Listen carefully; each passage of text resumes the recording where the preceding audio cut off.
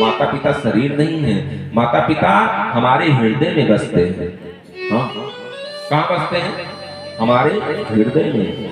हम माता पिता के रूप स्वरूप को स्मरण करके उनको जहां भी है प्रणाम।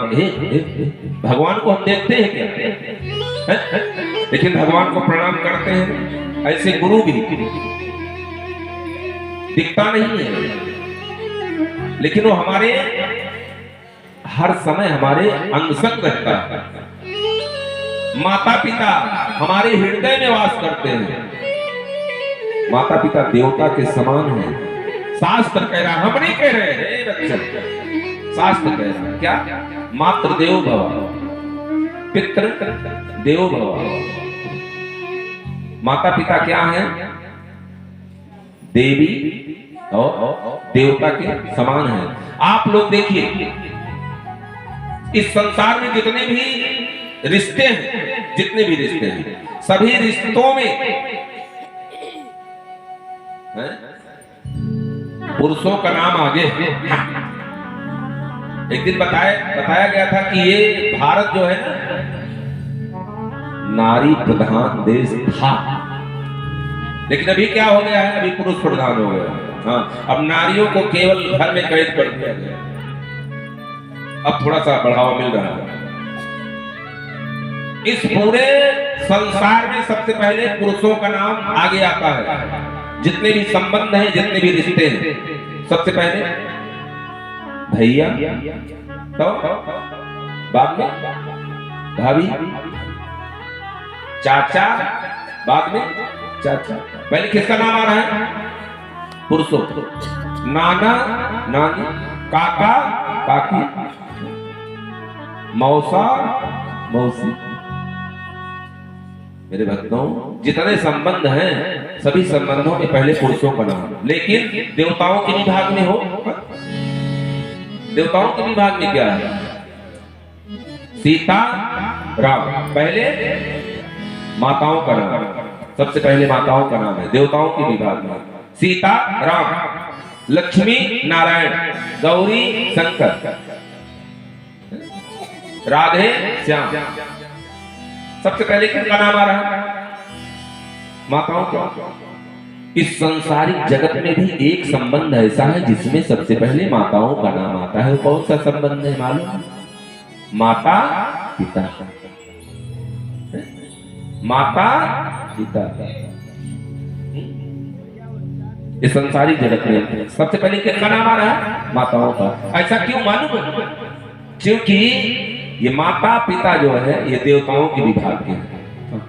किसके विभाग के हैं? देवताओं के विभाग के हैं। इसीलिए कहा गया है मातृ देवो भव, पितृ देवो भव। आप लोग देवी देवता की श्रेणी में हैं, माता पिता जो होते हैं, इसीलिए उन्हें प्रणाम किया जाता है। तो कल से शुरू करेंगे।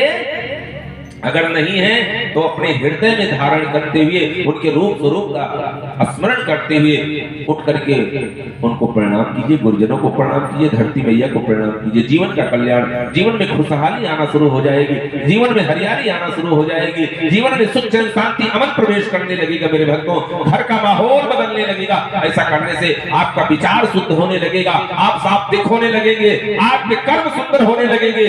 बहुत सारे ऐसे बेनिफिट हैं जो ऐसा करने से प्राप्त होने लगेगा। मेरे भक्तों, पढ़ने में मन लगने लगेगा, जो याद करते हो भूलोगे नहीं, हमेशा स्मरण बना रहेगा। बहुत ऐसे सारे बेनिफिट हैं जो केवल और केवल माता पिता के आशीर्वाद से प्राप्त होने लगते हैं। बोलिए माता पिता की।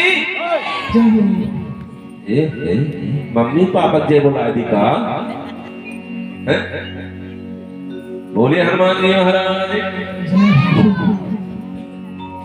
इस तरीके से राम जी जाकर के गुरुदेव को जगाते हैं कि प्रातः कहा मुनि सन रघुरा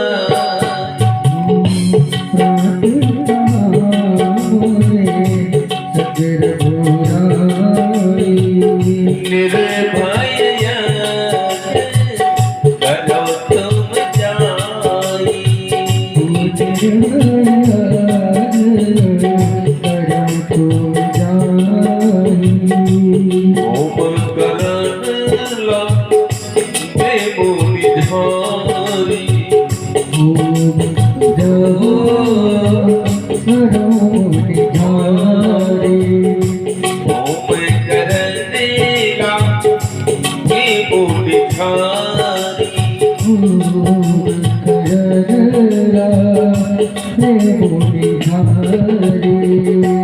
आपको रहे मत की रखवारी आपको रहे मत की रखवारी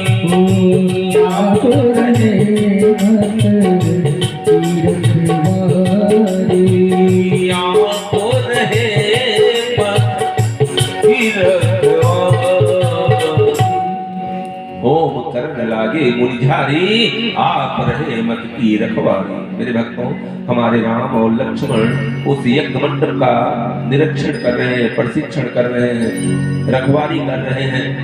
जैसे यज्ञ का शुभारंभ हुआ वैसे मारीच को मालूम पड़ा और मारीच सुबाहु को आदेश देता है। मारीच कोई साधारण नहीं मेरे भक्तों, मारीच के पास 10,000 हाथियों का बल है।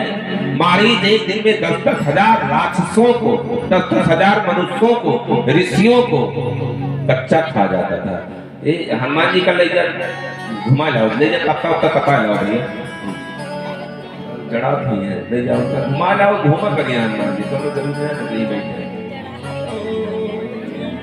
ले जा घुमा लाओ थोड़ा सा, तब जला है तपा जाओ।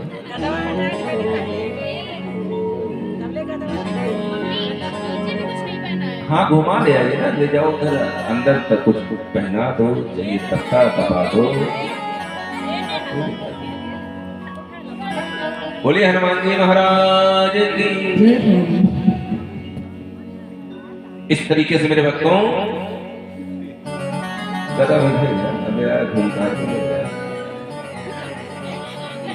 इस तरीके से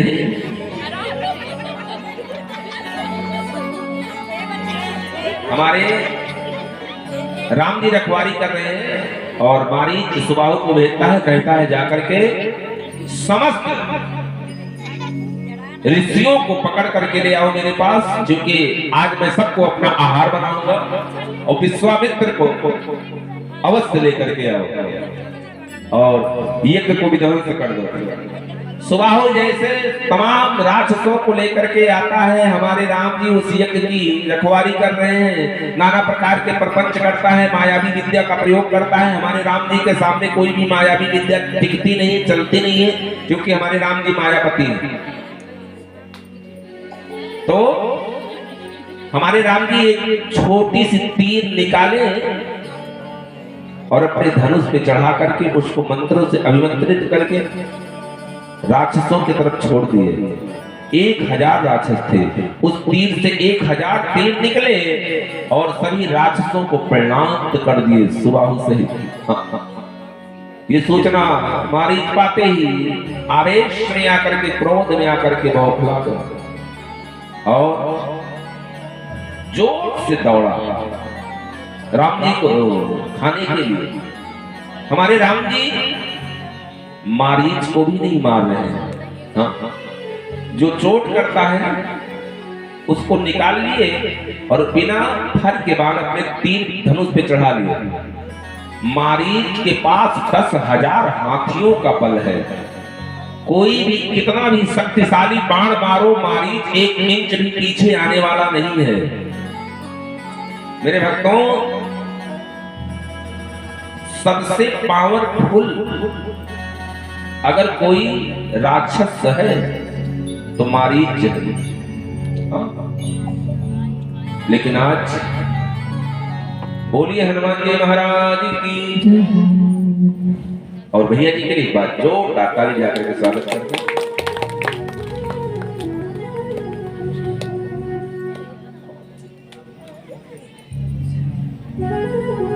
और हमारे बीच में जमुनिया मौसी भैया पधारे हैं, प्रभु के चरणों में 101 रुपए की सहयोग राशि प्रदान की है। जोरदार ताली जाकर के